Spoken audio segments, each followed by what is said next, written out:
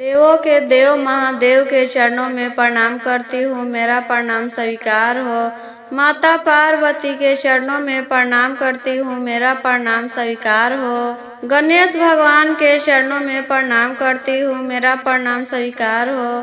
सभी देवी देवताओं के चरणों में प्रणाम करती हूँ, मेरा प्रणाम स्वीकार हो। सभी गुरु भाई बहनों के चरणों में प्रणाम करती हूँ। हर हर महादेव गुरु भाई बहनों। आज हम सावन के पावन महीने पर देवरानी और जेठानी के बहुत ही सुंदर शिव चर्चा कथा सुनाने जा रही हूँ। देखिए गुरु भाई बहना, कथा सुन रहे हैं तो पूरा सुनिए, आधा अधूरा नहीं सुनिए। आधा अधूरा सुनने से शिव गुरु का अपमान होता है और पूरा सुनने से ज्ञान होता है। इसलिए जब भी सुनिए पूरा सुनिए।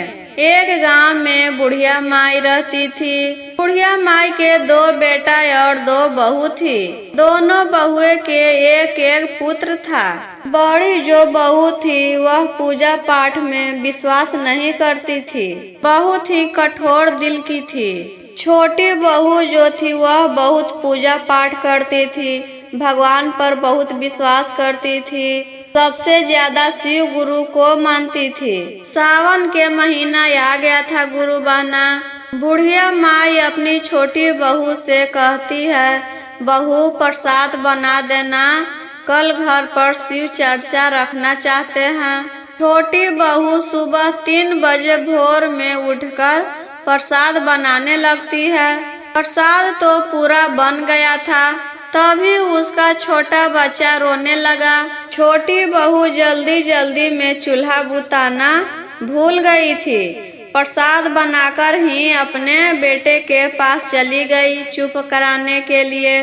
प्रसाद बनाते बनाते थक गई थी तो बिस्तर पर लेटकर अपने बेटे को चुप कराने लगी। बच्चा को चुप कराते कराते उसका भी आँख लग गया। वह गहरी नींद में सूत गई और वैसे ही चूल्हा जलता रहा। उसी समय शिव गुरु अपने शिष्या के घर आकर घूम रहे थे। जब छोटी बहू के घर में जाते हैं तो शिव गुरु के शरीर जलने लगता है। शिव गुरु गुस्से में आकर छोटी बहू को श्राप दे देते हैं कि जैसे मेरा शरीर जल रहा है वैसे ही तुम्हारा भी पेट जल जाए। इतना कहकर वहां से चले जाते हैं। सुबह 6 बजता है तो छोटी बहू के आँख खुलता है तो देखती है कि चूल्हा तो जल रहा है, उसके घर में आग लग गया है। और अपने बेटे के पास जाती है तो देखती है कि उसका बेटा भी मर गया है। वह तो जोर जोर से रोने लगती है। उसकी सास कहती है कि यह सब तो शिव गुरु के कारण हुआ है, तुम शिव गुरु को खोज कर उनसे माफी मांग लो तो सब ठीक हो जाएगा और तुम्हारा बेटा भी जिंदा हो जाएगा। छोटी बहू अपने मरे हुए बेटे को गोदी में उठाती है और शिव गुरु के तलाश में निकल पड़ती है। रास्ते में जाते जाते उसको एक तालाब मिला। तालाब के बगल में एक छोटा सा और तालाब था। दोनों का रास्ता एक ही था और तालाब में थोड़ा थोड़ा पानी था, तो कभी इस तालाब में चला जाता तो कभी इस तालाब में आ जाता।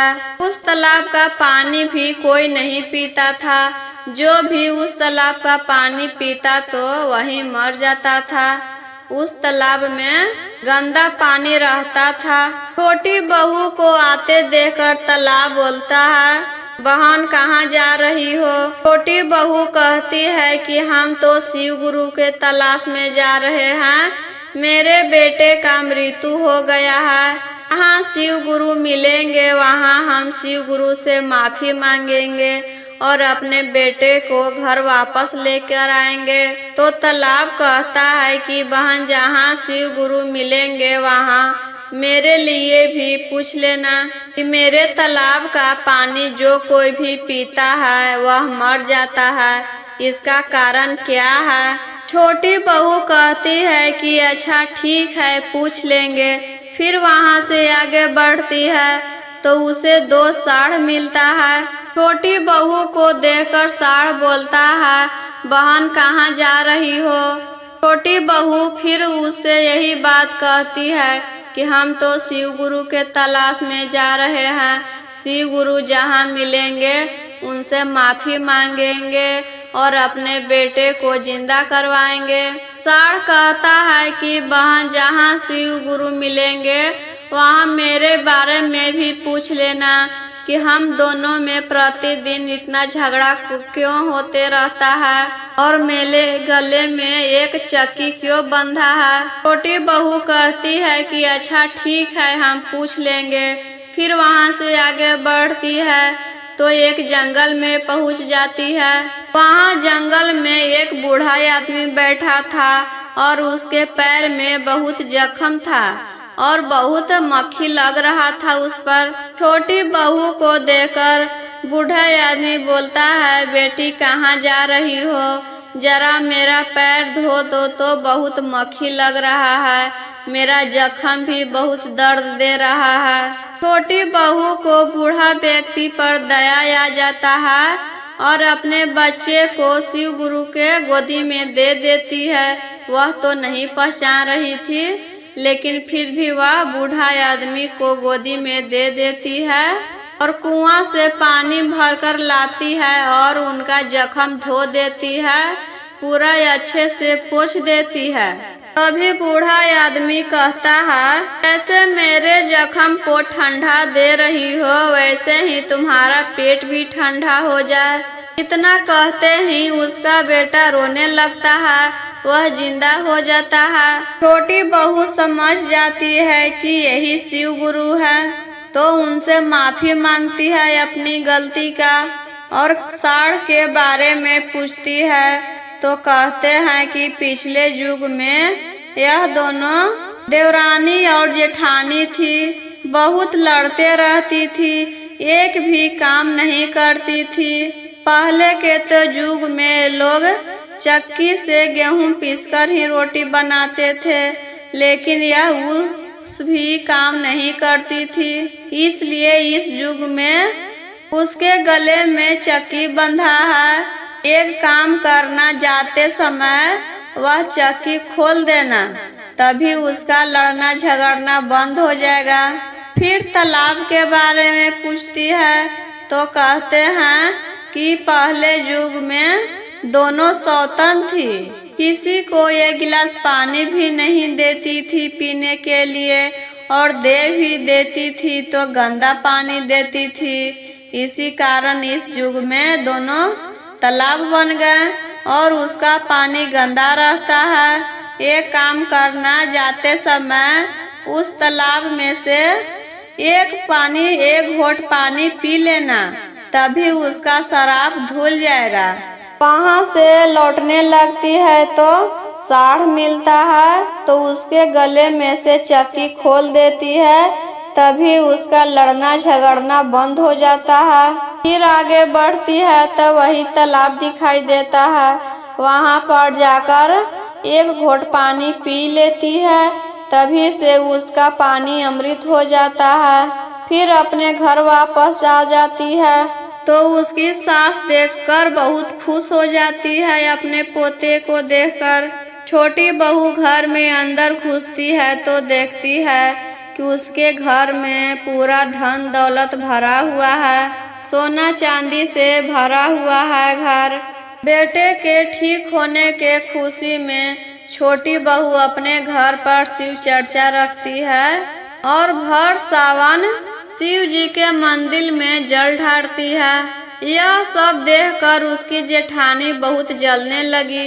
वह सोचती है कि इतना शिव गुरु के पूजा करती है, इसी चलते तो इतना धन भर गया, अब हम भी पूजा करेंगे उसी के तरह। एक दिन वह भी शिव चर्चा के पूजा करने के लिए रात में उठकर प्रसादी बनाने लगती है और जानबूझकर चूल्हा जलते छोड़ देती है और जाकर सो जाती है। तभी वहाँ शिव गुरु आते हैं तो उनका पूरा शरीर जल जाता है। फिर वही शराब दे देते हैं कि जैसे मेरा शरीर जल रहा है वैसे ही तुम्हारा भी पेट जल जाए।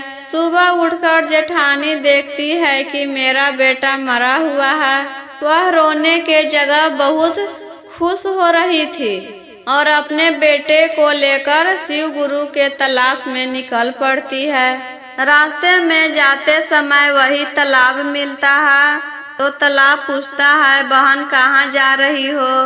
तो कहती है कि हम शिव गुरु के तलाश में जा रहे हैं।